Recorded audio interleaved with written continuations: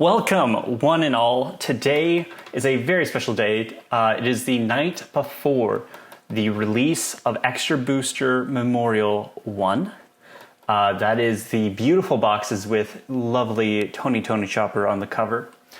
And with that, we're getting a brand new format. This format's going to last for about a month. And we still have Sakazuki legal. We're going to be getting 3 new leaders and a few different new tools that kind of help us shift the meta game just ever so slightly. So today I wanted to get into that tier list, and before I get started, I wanted to kind of go over what these tier definitions mean. So S tier is top 8 presence in every event. These are the decks that everyone's going to get tired of, we're going to be complaining about. A tier. These are going to be decks that are often found in top 16. Not always, but they're often up there. There's probably more than one. B tier is going to be the occasional top 16 or top 32. You can think of like RP Law back in OP06, where we had 1 in all of the tournaments that topped.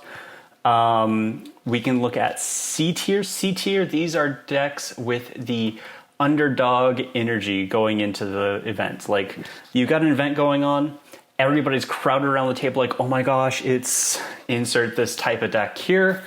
That's that deck. People are shocked when it's going undefeated and they're thinking they're watching history being made. D tier. D tier has enough potential to be mentioned, but still needs some time to cook. You know, kind of simmer, maybe throw in some extra spice in future sets to become a top tier deck. But it does have some underdevelopment, so maybe there's some room for tweaking that nobody really gave it the love it needs. So we'll talk about some of those. That's going to be a large category. I'm less confident on what is considered D tier.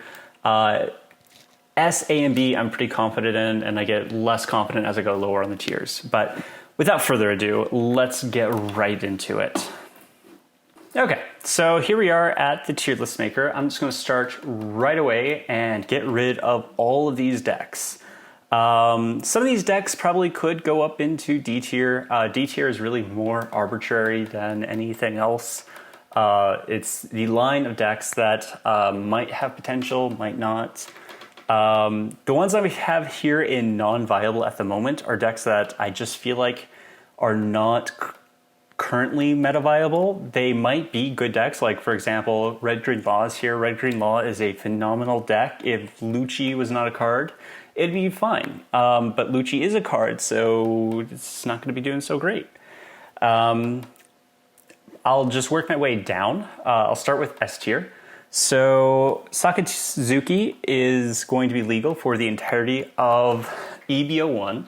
And it just gets better in EB-01 versus 06, just like it got better from 05 to 06, because this leader is cracked.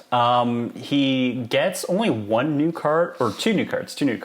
He gets the T-Bone, the straightest of Navy soldiers. He is a 5-cost, 5,000 power, 2k counter character that has an on-play to KO a 2-cost or less. And that's just basically turning Virgo, which is just a 2k that's searchable off of Tashigi and brand new, plus able to be recurred off of Rebecca. And now it's taking that and saying, oh, actually, if you play this, I can also kill something. So it just becomes really, really good. And then the other tool we get is the 3-cost Brook. 3-cost Brook has an on-play / when attacking. So if you don't get rid of it, it does continuously get more value. And it's 3 costs, that means it can be picked up and played off Rebecca, which is really valuable. But it gives something -1 cost, and then it can KO a 0 cost after giving something -1 cost. So it's effectively a pop, a 1 cost on the board on play, but it's a little bit more flexible than that, because you could just use the -1 cost to bring something into Lucci range or something to play right off after it. So very, very good cards that Sakazuki gets, and the rest of the meta just kind of gets better for him as well, which is just unfortunate, but Yeah, great card, great deck, sticking around until the end of EB-01 100%.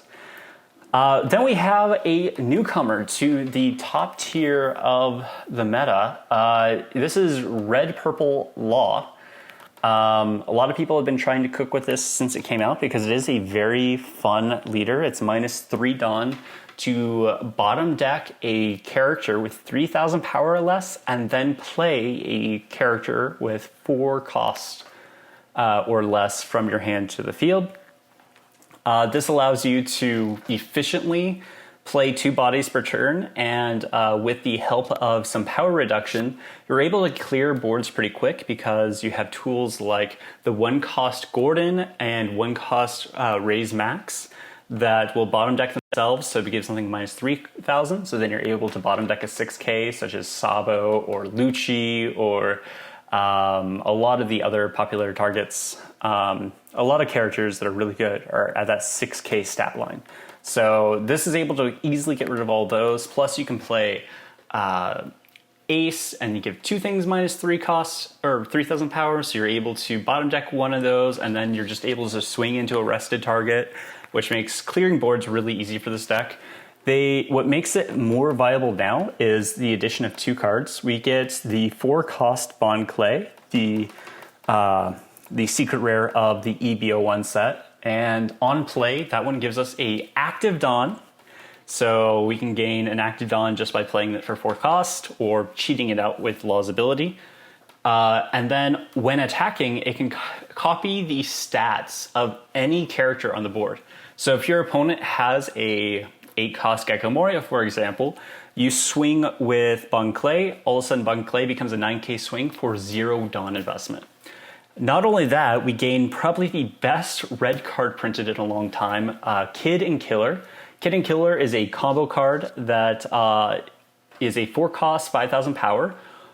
It has Rush, which is already great, but then it has if your opponent is at 2 life or less, it gains 2,000 power, making it a 4 cost, 7k Rush card, which is so good for closing out games, and that is really the game changer that Law gets in the set. That takes it from being like tier 2-ish up to this S tier rank. And those are the only 2 decks that I really think deserve to be in that S tier. Going on into A tier, the top of A tier, we have Gecko Moria. So Gecko Moria, it doesn't really gain the same value of new cards that Sakazuki gets. Also, the way that the meta starts moving, Gecko Moria starts to see decks like Black Yellow Luffy kind of become a thing, and Black Yellow Luffy is kind of a little bit hard for Gecko Moria to deal with because he starts cycling Sabos. If you're seeing Sabo, Gecko Moria can't really do a whole lot the following turn. Not only that, Black Yellow Luffy doesn't really care about having prone to trash cards because there's a lot of cards that he actually wants in the trash to set up plays in the later game. So it just really doesn't feel as good into the overall meta. Also, Sakazuki I feel like beats it pretty convincingly at this point. So top of A tier though, still going to be seeing quite a bit. Same with this next one, Katakuri. Katakuri doesn't really lose any power. It actually gains another searchable 2k that's pretty good in the form of Flampe.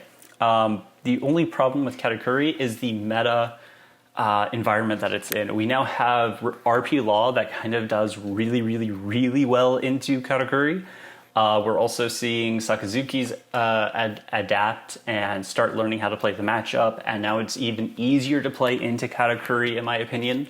So it just starts losing to some of these decks ahead of it. And then also, I don't think it has the best matchup into Black Yellow Luffy because Black Yellow Luffy is going to constantly recycle a couple Sabos, and then that just makes it feel really bad. So overall, I think it's still a really good deck, but it's just not in the meta where it used to be. Then we have Enel. Enel gains I am God or something like that. It's a 4-cost event that lets you cheat out Enel from the trash. So you're able to play a 7/7 rush card that is pretty sticky because it has the protection against any form of removal. And then you're able to just cheat that out for cost. You also have 5/7 rush ace. You also still have access to reject because that doesn't get banned until the end of EB-01. So you have that for an offensive option. You also have the 200 million volts. That card's still busted. So you are able to become this super aggro yellow deck that also gets to play a bunch of really cool triggers and also gains a new 6 cost remove anything card. So that kind of helps against decks that are trying to put up walls like 8 cost Kid. You also have the ability to be a little bit stickier in the late game because if you can keep 1 life, you're going to be able to constantly cycle and force your opponent to put up 3 swings. So because of all of those reasons, I think Enel has bumped itself up from that tier 2 up to this like 1.5 or this A tier status here. And I think we're going to be seeing a lot more of it than we did in the OP06 meta. Then we have Black and Yellow Luffy. So Black and Yellow Luffy is just so much better now because we gain 1 more card that helps us burn down our life ourselves. So like the way you can play around this in 06 very effectively is to simply not swing into them and build up a board. And that is more or less still the game plan going into the EB-01 format. However, the difference is now Black and Yellow Luffy gains 1 more 2k, a 1 cost, that is able to take your top or bottom life, add it to hand, and then draw a card. So they're able to burn down their own life plus gain another card, another resource to hand to hopefully find the rest of the combo pieces. And then you get into that late game into a Luffy. If you're going up against a good Luffy where they see their combo pieces, it becomes very hard for any of these yellow decks or for Gecko Moria to deal with it. Sakazuki and Law are able to kind of just continuously build their board and stay alive with blockers and stuff. But these 3 decks have no way of removing it since they rely on KO. He just Sabos up, and then once you have a couple Sabo cycles, plus a couple Moria on the board, plus you're a 9k leader every turn, it just really snowballs out of control for your opponents. So very, very good deck. It's something to watch out for, and I think we're going to be seeing a lot more of it. And then I think we'll pick up even more into the OP07 meta because we'll be seeing Sakazuki go. Sakazuki is definitely its weakest deck. That's why it wouldn't be up in this S tier. If Sakazuki did not exist, it would probably be S tier. The next one on our list and the last one of A tier is Green Uta. Green Uta just gains a new searchable 2k in the form of Sanji, and also a chum blocker in the form of Bruno. I can't remember the name of the air door guy. But basically, we gain 2 new film targets, and that allows us to be even more consistent with our leader ability, more consistent with our Nami hits, more consistent with the Neogenesis. And really, the name of the game is just super, super consistent. We are probably playing the Towers build with 8 cost Kid, and we probably have like 6 non-film targets in the entire deck, which means our ability is hitting like something ridiculous, like 93% of the time or something like that. So, no, that's not right. What would it be? 44 over 50 would be 22 out of 25, which is pretty high. Oh wait, no, going the other way would be faster. 88%. 88% of our deck is going to be film targets. So really, really high hit rate here. And yeah, just love the deck. It also won the Japan finals, so that is something to mention. That was in the EB-01 format. So yeah, gets that slot into A as an honorable mention, more or less. On to B tier, we have Newgate, because Newgate never dies. The One Piece is real. We see this deck just kind of pop up here and there and a little bit of everywhere, because it turns out a 6k leader with 6 life is pretty strong. Even though it's kind of like a vanilla leader, it's a beat stick and it has a lot of life. And the Whitebeard Pirate engine is still really strong. Like, being able to play Ace for the full value of the Rush plus the 2-3Ks is strong.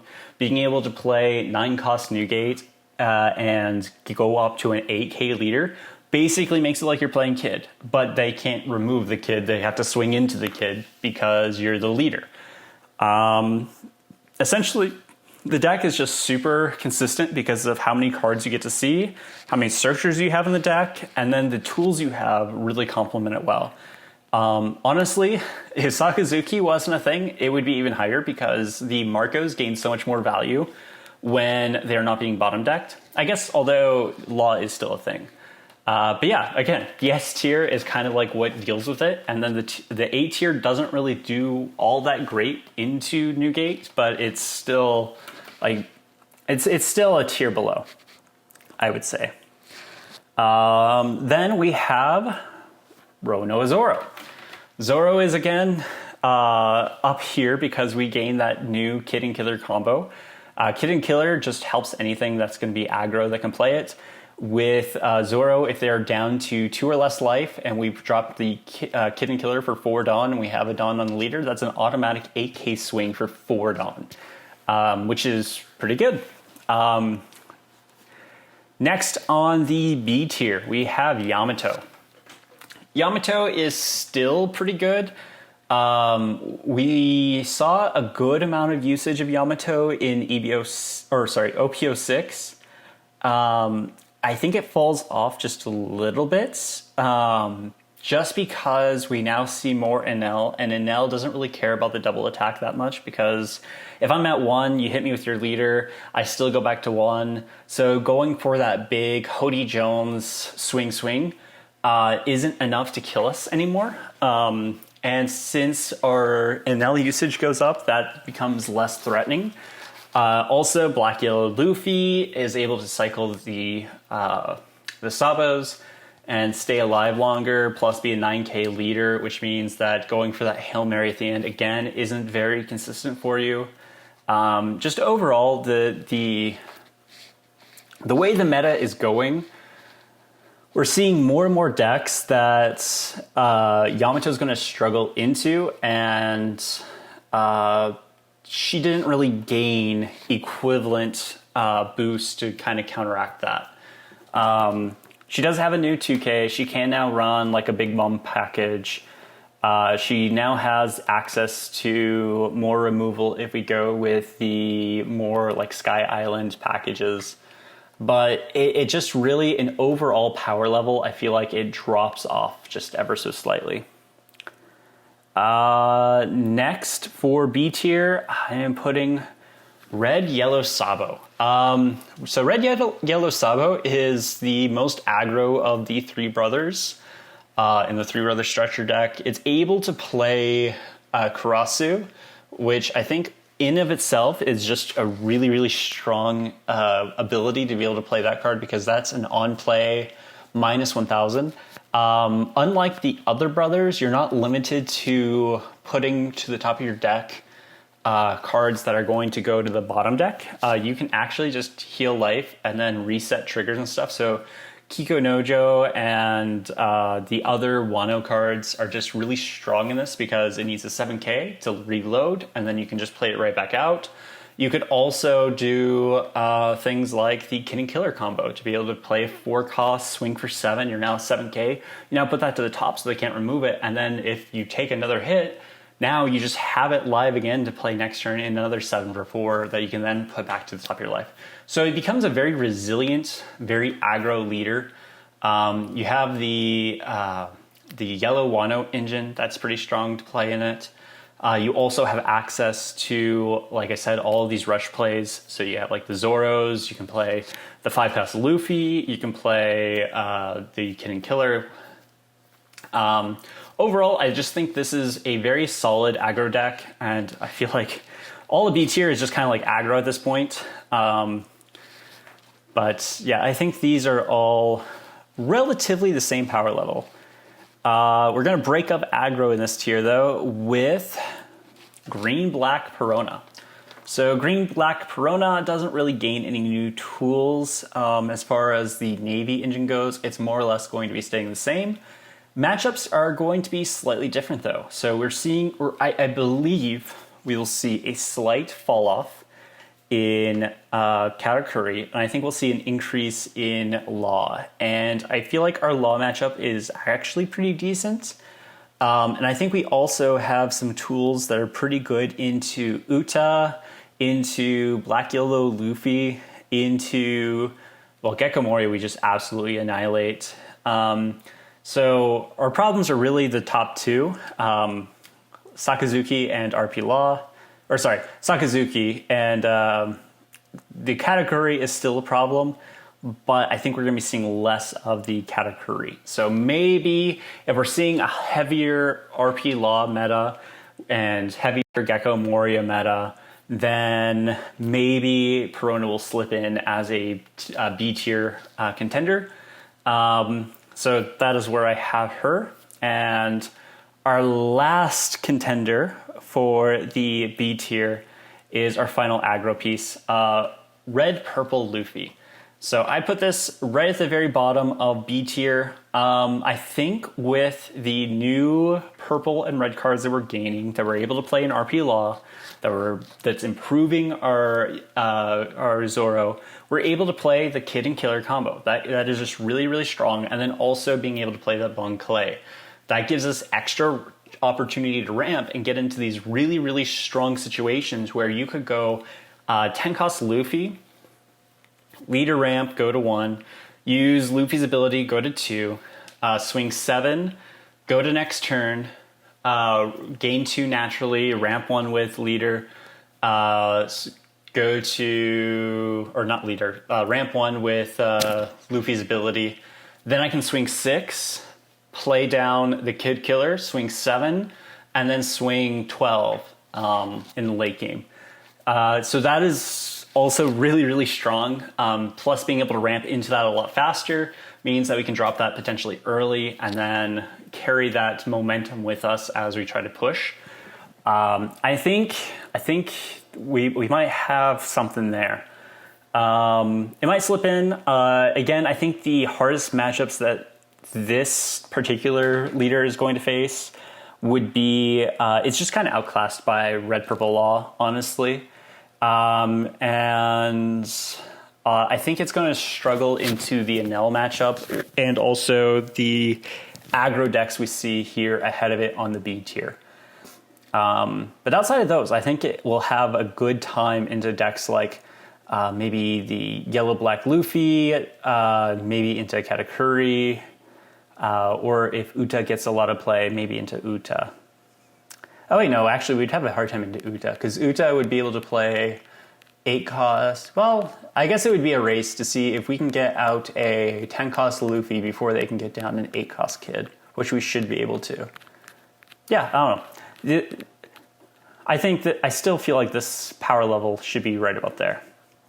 So now we're on to C tier. These are decks that if we're seeing this in a top cut, it's kind of surprising and very exciting. And we're going to start this off with Yellow Blue Ace, the third brother in the Three Brothers starter deck. This is kind of the black sheep of the group. Nobody really likes the Ace. This is the alt art leader I pulled, so maybe I'm a little biased here. I want it to do well. We don't really get the tools that we need to be good yet. In OP-07, we gain access to 5 cost Ace, which is a blocker that cycles 2 and then potentially stacks 2. That's going to be huge for our leader. Unfortunately, we don't have access to that yet. So right now, I feel like it's probably the weakest. But, I mean, blue does have bottom deck capabilities in the form of the Gravity Blade. We also have the ability to be the most consistent to stack our life. We also now have tools that allow us to flip those face-up cards that would have to go to the bottom of the deck at the end of our turn. We're able to flip those face down. We now have cards like the Viola. It's a blocker, 2 cost on play. I get to look at my opponent's life, reorder their life, so I could screw up their stacks or move their triggers or know what triggers might come my way and place them where I want them to be. And then I get to flip my life cards face down, which gives me access to being able to not just like heal for free, which makes it a lot stronger in that sense. The other thing that Ace has going for it is the 5-cost Rush Ace is really strong, and it is very strong if you're able to stack Ace with get off that ability. You're now swinging 7-9 on like turn 2. That is really devastating. If you can pull that combo off early game, you might just run away with it from there, because going 7-9 in turn 2, and now that you have a 5-7 body to worry about, and you still have 3 life left over, and you still have like a full hand, that's a little scary. But yeah, I think this deck has a lot of potential. It's just missing like 1 or 2 cards for consistency purposes, and from there it'll start doing a little bit better. The next card we have in C tier is Nami. Whether you love her or hate her, this card is really good. The Nami deck just destroys any deck that can't go wide enough fast enough, and that can be a problem. Sometimes you just get the right sequence of triggers, the right sequence of cards, and it runs away with the games. We see them creep up at every single regional I've ever been to, or know of people going to. They're like, oh, there's a Nami that's 6-0 right now, or 7-0, and then usually they start to fall off towards the end, because you can only high roll with Nami so often before you lose. But it is worth mentioning here, because Nami does get a couple new tools, and it just continues to be a menace in the meta. It's more of something that just grieves you more than anything. The next one I have for the C tier is Odin. So red-green Odin is interesting. It's a 4-life leader. If you have a 5-cost on the board and a Dawn under you, a 5-cost land a Wano card, and a Dawn under you, you now become a 6k leader. 6k leaders, as we have spoken about, are just strong in general. You also gain access to some really good cards. The only problem with Odin at this stage is the fact that there is so much removal. If removal did not exist in the meta, Odin would be like top tier. But Gecko Moria, Sakazuki, RP Law, they all have really good removal tools, which means that your 5-costs are basically never sticking to the board.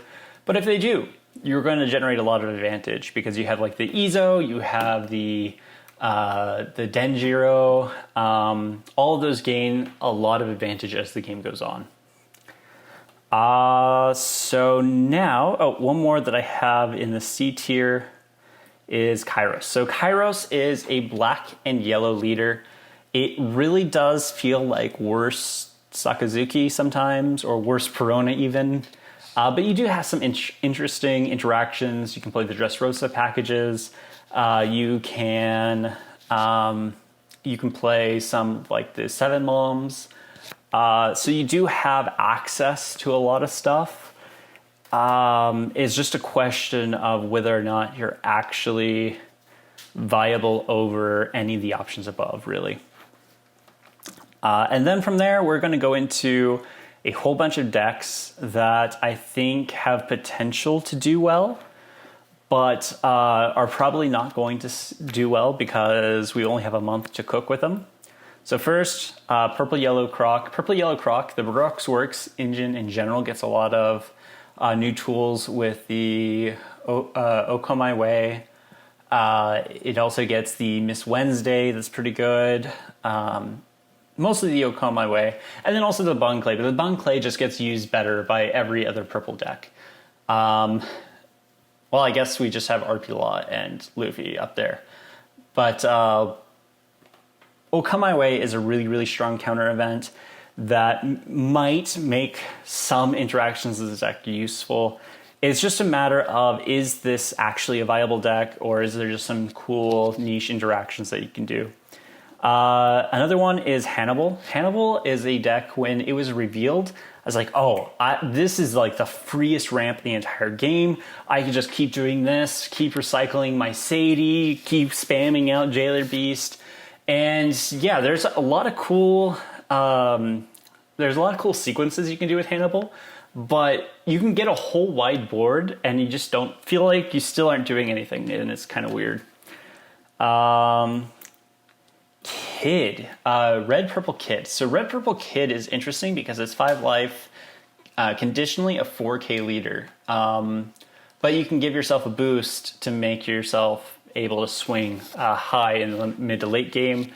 And I think you could probably, like, there's a lot of theory around like how you could crank up and just go very, very aggro with this deck. And now you have the Kid and Killer, so you might even be able to do like a Kid Pirates specialty. The question is this viable over the options above it? And I think the answer to that is probably just no. But it is very interesting to think about. So I would like some people to cook with that and try to make it work.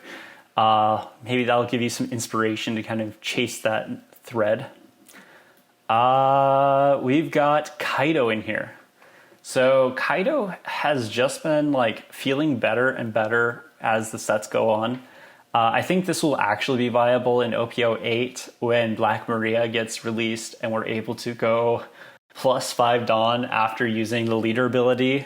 But as of right now, it's just in the needs to cook section. Then we have Crocodile. Crocodile is best mono blue, which is the only reason why it's here. It's basically an honorable mention. 5 life leader. There's a lot of really good blue cards that have been printed recently. Gravity Blade is just really strong. We've had the Red Rock. We've had Sanji's Peel-Off. We've had all of these cards, but it's just slowly becoming something that's better. I think it just is strictly outclassed by Sakazuki is the problem. Maybe if once Sakazuki's gone, a mono blue can thrive, and that mono blue will probably be Boa or Dofi, since we're getting all the new 7 Warlord support in 07. But A Man Can Dream is here in the needs to cook section as well. Reiju has fallen off a lot, and that is because if you have ever played Reiju, you know that this is an auto loss into RP Law. RP Law cooks you. You are a marshmallow to RP Law because RP Law turns off all your abilities.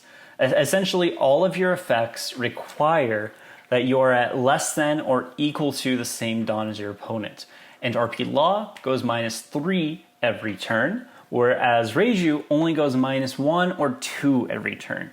So there is no way for you to keep up with the Dawn minusing that Law can force to guarantee that he is always at less Dawn than you. And if he's at less Dawn than you, you're not getting off your effects, so you're not drawing cards, you're not getting rush, you're not bouncing cards, you are a 5k blocker, like literally nothing works, and it sucks. I really liked Reiju in OP-06, but this is... Reiju's taking a backseat for a hot minute until RP Law is kind of out of the meta. And that's sad because she's a really fun leader to play, but it is what it is. Lucci. So Lucci, we get a new Lucci leader in OP-07, and I am very hyped for that. The CP engine in general just feels so strong right now.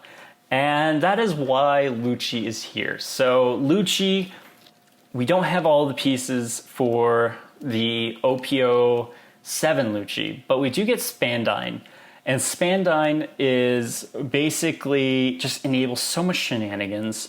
And then plus we have Eni's Lobby already. We have all of these other really powerful cards. We gain the Destruction event that mills 2. So I feel like Lucci has some room to cook in EB-01. There might be a CP engine that can rival the Moria deck at this stage of the game already. That might be Copium. It probably isn't that good. That's why it's down in D and not up in A. But I do wish somebody would cook with it because I think it does have some potential. Arlong. So I saw an Arlong top or nearly top a regional. I can't remember exactly what it was. I think maybe it was a 32 at a smaller one or something. But they did really well. And they had like 90% triggers, which I just loved. I feel like there's ways to optimize it though. I was looking at the list and it looked like there was some room for optimizing some play lines and stuff. It's a relatively straightforward deck, so it's easy to pick up. So maybe there's not as much room to cook as I think. But yeah, Arlong, go cook with it. Triggers galore. Black and Yellow Big Mom. Black and Yellow Big Mom. We've got Gecko Moria. We have access to Tenmon in the same deck. Those are probably the 2 best cards in the entire game. And you have access to both of them. Use that information as you will, but I feel like there has to be some way to make this deck work because there's just so many things going for it. You got the 2 best colors in the game. They don't necessarily mesh the best, but like 10 cost Mom, 8 cost Moria. There's got to be something here. There's got to be. Luffy just feels like it fell off a cliff as soon as OPO5 ended, and I think that's mostly because Sakazuki is just such a crazy deck right now. Like, you have no good response to Gecko Moria, and I think that's really the what causes this deck to fall off so hard. Is your opponent goes Gecko Moria, you lose your whole board, and then now you're facing down a 9 cost body that you cannot deal with, or a 9k body that you can't deal with. And I don't know, I feel like now we have a way of getting rid of it in the form of the new Destruction event for purple. It's 5 cost, KO an 8 or less, I think. And I don't know, maybe there's something we can do here to kind of like specifically gear this deck to counter the meta at the top. I could be wrong, but I would like to see somebody try to cook with that. Black and blue, Rebecca. So obviously Rebecca is not a thing right now at all because Sakazuki is a thing. As soon as Sakazuki gets banned, this card picks up on usage a ton. And I feel like we have all of the cards that end up getting played in Rebecca, like, already. So I would like somebody to kind of like play around with it. Like, I don't know, seems like it'd be good now and it's just outclassed, but maybe it can still have like some niche matchups where it's just better. I don't know. Green, blue, Zoro. I feel like this deck is just like potential the deck. It restands something as a leader. It's not restanding itself, but it restands something. And I feel like that in itself is really strong. There's a lot of green and blue characters that have when attacking abilities that you could reuse. I don't know. There's got to be something here. That's what this whole category is. Doflamingo. Doflamingo gains Whiteout, or is that the name of the new 2 cost counter? It's a +4, and then look at top 3, add a Don Quixote family card to your hand. That seems strong. Like, hello, has nobody else tried using that?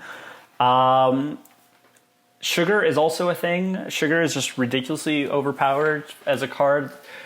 I guess what really kills the deck is the amount of removal and then not being able to deal with it in late game. I mean, we have like access to 10 cost Doflamingo, Sugar, this new event that gives you an additional search. I feel like there's something that we can do with this leader. I think it's underexplored. I get that with the high amount of removal in the meta, that's probably what's gatekeeping the deck. But, you know, a man can dream. I think RP Law is really the biggest offender here because with RP Law, we're able to kind of blitz this down, get rid of the sugars and stuff. But then in that case, maybe something with like the Birdcage and then the 7-cost Kid might be the play, because literally that would keep everything in RP Law rested indefinitely. And 8-cost is a pricey thing to get rid of for Law. And then you could just keep swinging face and keep establishing bodies and building advantage and stuff. So yeah, maybe there's something that Doflamingo can do. Blurple Croc, Sabo. So Sabo being able to protect its characters at the cost of minusing power. I feel like this has a lot of potential. I think it's outclassed by Red-Yellow Sabo. I think this character just gets to use the Revolutionary Army cards better. But I could be missing something. Actually, yeah, you know, this screw Sabo. And Bello Betty. Bello Betty, I feel like is what kind of like always, you can just get ruled by this thing. You know, screw it. I don't like Bello Betty anymore either. Throw that down there. Blurple Croc too. I think this is probably the end of like things that I think have some potential to do something. And when I say some potential to do something, they are still D tier. Don't get this twisted. Like, these are still strictly outclassed by everything above them on this tier list. They might move into C, but there is no way any of these decks are going to be moved to like B tier or A tier. But yeah, I think I like this list. This might get moved down to here and here. Like, we might look at something more like this. Like, that's a potential view. One of these might creep up here. Like, you might find, oh, there's this really sick combination of cards that you can do in Kid, and then all of a sudden we are like, oh, this kind of might slap a little bit. It might move up to C tier. But yeah, I think I like this list. But I'm rambling at this point. Thanks for watching. Please make sure to subscribe to the channel, and I will see you guys next time. Bye. Oh, self-promo. Tomorrow I'm opening my one and only box of EB-01, so let's see if we get the manga chopper. YOLO. Let's go. Bye.